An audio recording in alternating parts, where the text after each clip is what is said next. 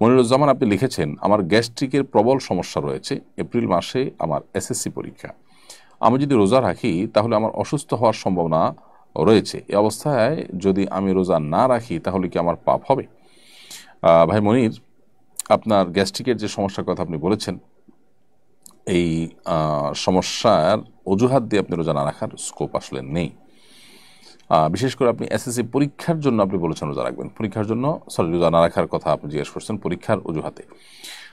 গ্যাস্ট্রিকের অজুহাতে, পরীক্ষার অজুহাতে রোজা না রাখার কোনো স্কোপ নেই। আপনার যত কষ্টই হোক আপনাকে রোজা রাখতে হবে। এমনকি অসুস্থ হয়ে গেলে অসুস্থ হয়ে যাবেন, গ্যাস্ট্রিকের সমস্যার কারণে অসুস্থ হয়ে আপনি মারা যাবেন, এই পর্যায়ে যাওয়ার আশঙ্কা তো একেবারেই ক্ষীণ, অঙ্গহানি হয়ে যাবে এরকম কোনো সম্ভাবনা নেই বললে চলে। এই জন্য কোনো অবস্থাতেই আপনি এই অজুহাতে রোজা না রাখার স্কোপ নাই। এটা ইসলামের গুরুত্বপূর্ণ একটা ফরজ, অন্যতম একটা রোকন বা স্তম্ভ বিধায় ঠুনকো অজুহাতে এটা পরিহার করবার কোনো স্কোপ নাই। শিক্ষা প্রতিষ্ঠান